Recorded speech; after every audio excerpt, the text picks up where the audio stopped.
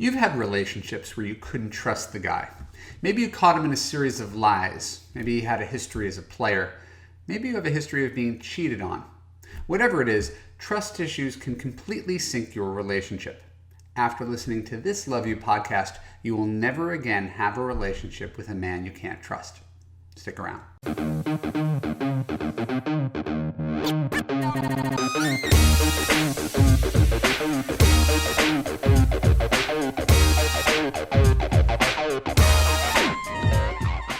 I'm Marc Katz, dating coach for smart, strong, successful women and your personal trainer for love. Welcome to the Love You podcast. Keep listening to discover how to handle trust issues within your relationship. When we're done, I'll let you know how you could apply to Love You to create a passionate relationship in which you feel safe, heard, and understood. So I've done a few episodes on trust. I have to go back through the archives if you have the patience to do so. So forgive me if I've used any of these stories before, because I do have a few go-to stories when it comes to dealing with trust. Perhaps the most famous Marc Katz, and I know I'm speaking in the third person, the most famous Marc Katz trust-based story was the one that took place right after I got married. My wife and I got engaged in 16 months. We were both adults, and we had about 6 months to plan a wedding. We didn't even have time to move in together until 2 months after we were married. So we came home from our honeymoon, returned to Los Angeles, tried to figure out a place to live where we can combine our lives in our late 30s, and found this gorgeous 4-bedroom apartment in the center of town. Candidly, I was really freaked out. I was really freaked out about being married. I wasn't sure that I did the right thing. We got engaged quickly. I wish I had a year longer to think about doing the right thing, but I didn't because she was 38 and we wanted to have a family. So we were really rushed, got married, moved in together afterwards. And I remember she went on a business trip and I was having some anxiety about whether I did the right thing, which is a horrible thing to feel. It's certainly a horrible thing for my wife to feel. But those were the circumstances under which my wife went on a business trip only a couple months after we got married. She went away to, I believe, Argentina for 2 weeks. While she's gone, I'm used to being single. I've been single my whole life. That's easy. So what do? I live my life almost like I did before she was there. I spent a lot of time catching up with guy friends. I probably spent more time working. I probably worked 12-hour days when she was gone. I just kept really, really busy because she wasn't there. My wife comes back a couple weeks later, and it's the first day back from work, and she knocks on my door in my office, and at the end of the day, and says, "Can we talk?" I don't believe she ever said either before or after, "Can we talk?" This was a first. "Can we talk?" I said, "Well, sure, yeah, whatever you want, yeah." And so she sits me down and she goes, very gently, "Do you have anything you need to tell me?" I said, "No." I mean, I don't know what she's talking about. "Did you have anybody here while I was gone?" I mean, my assistant Sava was here. We did a little work one night, but I mean, no, I didn't host anybody. I didn't entertain. "You sure?" "Yeah, I'm sure." She holds out a pair of panties. It's a true story. Holds up a pair of panties. "I found these in our hamper." I was obviously shocked because I didn't do anything wrong. Like, I knew I didn't do anything wrong, but here's like some physical evidence that I did. So this is a really strange situation. And she said, I believe you." That's the point of the story as we go through the story.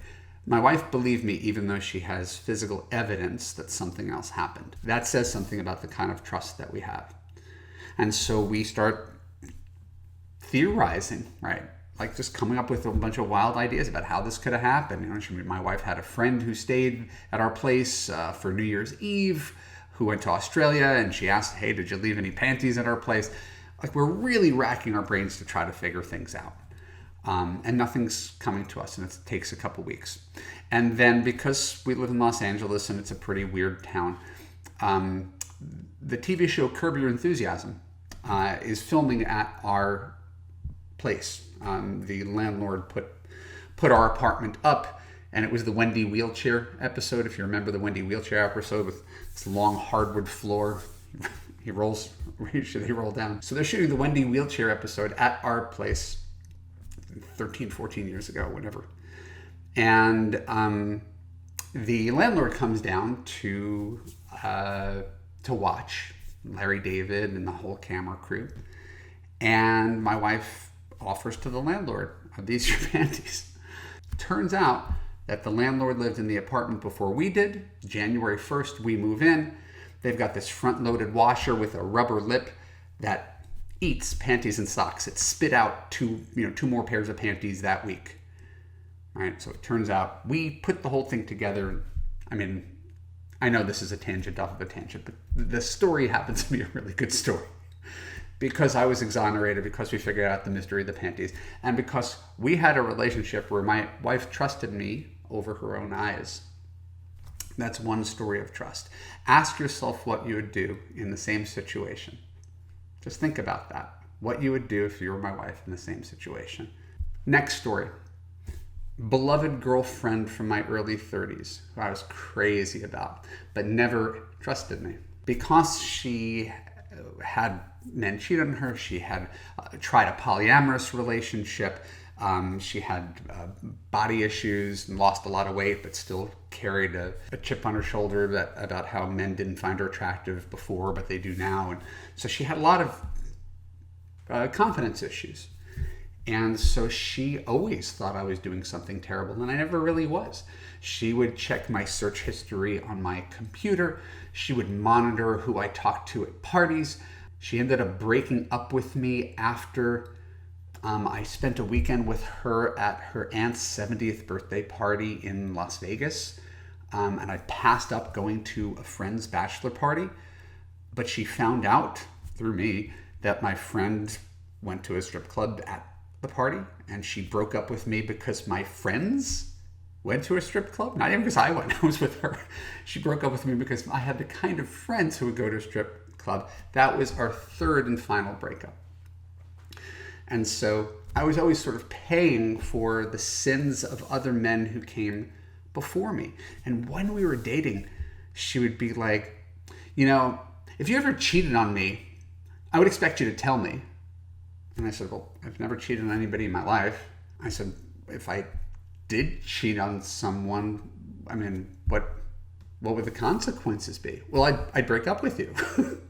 I said, so you're telling me the reward for telling you the truth if I was unfaithful is that you dump my ass? And she's like, yeah. I said, well, what incentive then do I have to tell you the truth about it? So these were the kind of like conversations that we would have, these really circular conversations about a fictional version of me who's really unethical and cheats. And it just became tiring. And we break up and make up and break up and make up. But the reason we broke up was always in her head. It was always her perception that she was unsafe and that I was going to do something wrong. I tell these two stories at length to contrast, if you're me, which relationship do you think feels better? If you're a trustworthy guy, again, we're not talking about cheaters today. If you're dating a trustworthy guy, which relationship do you think that trustworthy man wants to be in? The one where he's trusted or the one where he's constantly mistrusted? Your retort, the thing that might be going through your head is this: but my guy isn't a trustworthy guy. I checked on his direct messages and Instagram. I saw him flirting with models. I heard from a friend that he hit on her at a party. I stumbled upon his phone when he left it out, and I saw he was sexting with someone whose name I didn't even know. Okay, break up with him. That's your answer. Break up with him. Do you think I made this podcast to teach you how to talk to a cheater? How to turn a cheater into a better person? To convince a liar not to lie? To make a tiger change his stripes? That's not what this is about. If you can't trust your guy, don't date him. Period. The phrase we use in Love U is full trust or no trust. In Love U, we teach that trust isn't earned. It's given. It's the presumption of innocence rather than the presumption of guilt. Now, you may think that this is crazy, given all the men who've cheated on you and lied to you. Why would I just give some guy that trust?